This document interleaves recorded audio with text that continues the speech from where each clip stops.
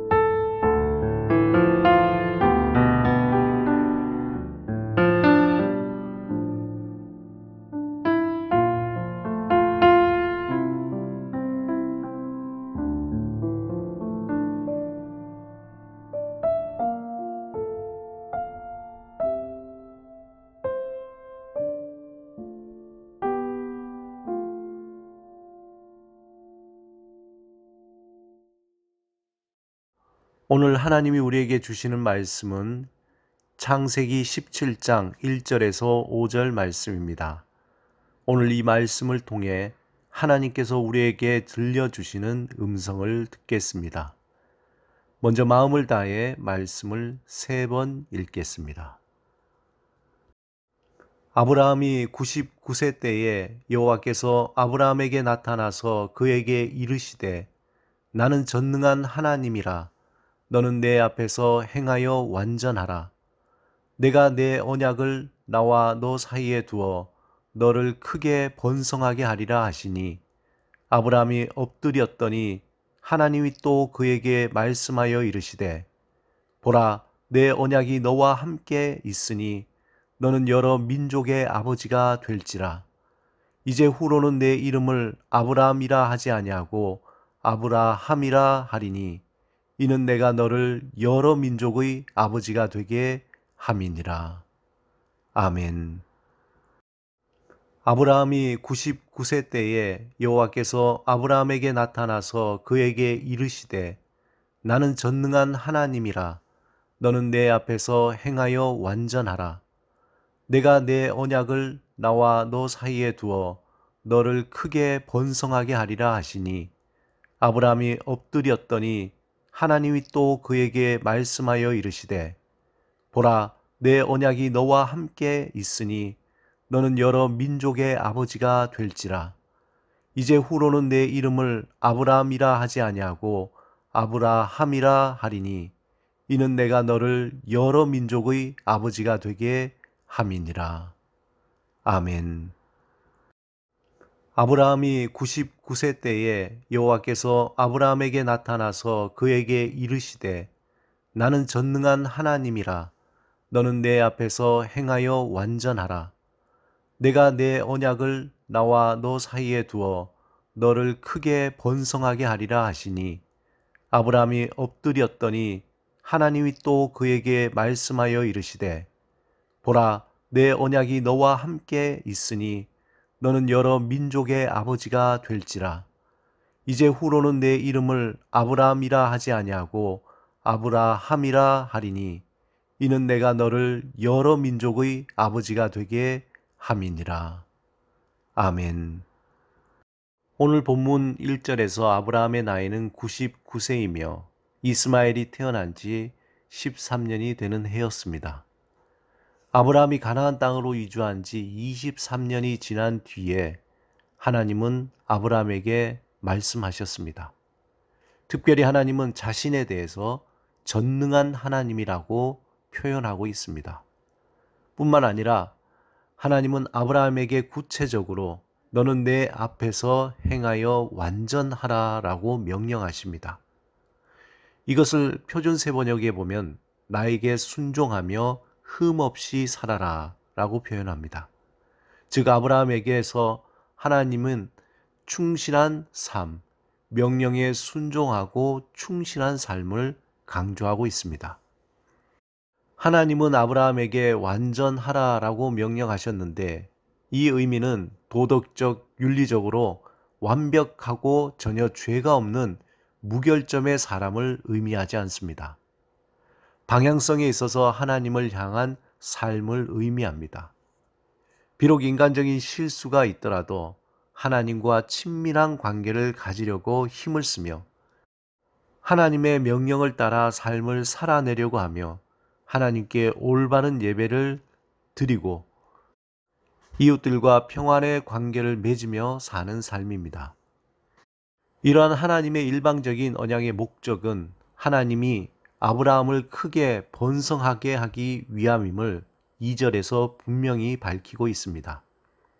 이때 아브라함이 하나님이 말씀하실 때의 그 자세를 3절에서 엎드렸더니 라고 표현하고 있습니다. 이것은 얼굴을 땅에 대고 엎드린 자세입니다. 즉 아브라함이 하나님 앞에서 두려움과 복종함으로 하나님의 말씀을 듣고 있다는 것을 보여주고 있습니다. 하나님은 오랜 침묵 속에서 이스마엘이 태어난 지 13년 만에 아브라함에게 나타나셔서 말씀하셨습니다.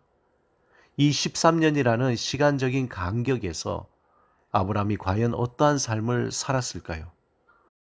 아마 13년의 세월에서 아브라함 부부와 그들의 삶은 반복되고 단조로우며 어찌 보면 활기를 잃어버린 시간이었을는지도 모릅니다.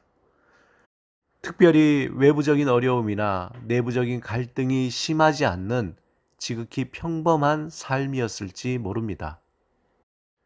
아니면 반대로 끊임없는 외부의 공격과 가족들 간의 끊이지 않는 갈등으로 아브라함은 지칠 대로 지쳐 있었을지도 모릅니다. 분명한 것은 하나님이 보시기에 그렇게 본이 되는 삶은 아니었다는 것입니다.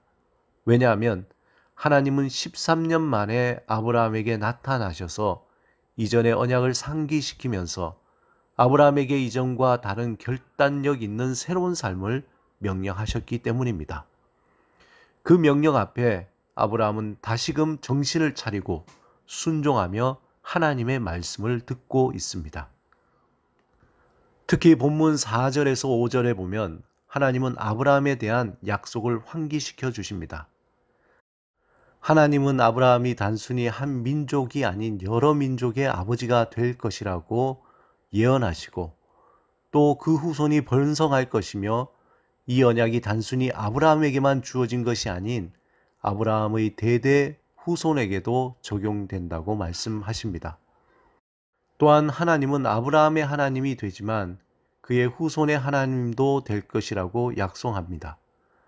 이러한 하나님의 약속의 구체적인 변화로 아브라함의 이름을 아브라함으로 바꾸라고 명령하십니다. 아브라함은 나의 아버지라는 뜻인데 아브라함은 많은 무리의 아버지라는 뜻으로 그 의미가 바뀌게 된 것입니다. 오늘 말씀에서 우리가 주목해야 되는 것은 하나님의 약속은 아브라함이 어떠한 삶을 살았는가에 상관없이 하나님의 뜻과 계획대로 진행하셨습니다. 하나님의 선택을 받은 아브라함은 하나님 앞에서 살아갈 때 그 약속을 다시 기억하게 되고 하나님의 명령에 순종할 때에 그 약속의 열매를 맺게 됩니다. 모든 것이 하나님을 믿는 믿음, 즉 하나님과 올바른 관계 속에 있을 때에 이루어지는 것들입니다. 우리는 인간이 가지는 생명의 한계, 능력의 한계, 또 지혜의 한계, 자원의 한계 속에서 살아가는 존재입니다. 하나님은 자기의 백성을 부르시고 그러한 한계를 뛰어넘어 신적인 삶, 즉 영생의 삶을 살도록 인도하십니다. 이 세상의 한계 속에 갇혀서 살아가는 사람들은 그 한계를 뛰어넘으려 하지만 영원히 그 한계 속에서 갇혀 살 수밖에 없습니다.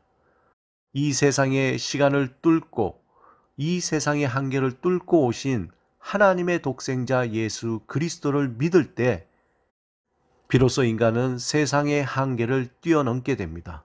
그 한계를 넘어 영원한 시간에서 하나님이 주시는 영원한 생명, 영원한 능력, 영원한 지혜, 영원한 자원으로 살아가는 새로운 존재, 새로운 삶을 살게 됩니다.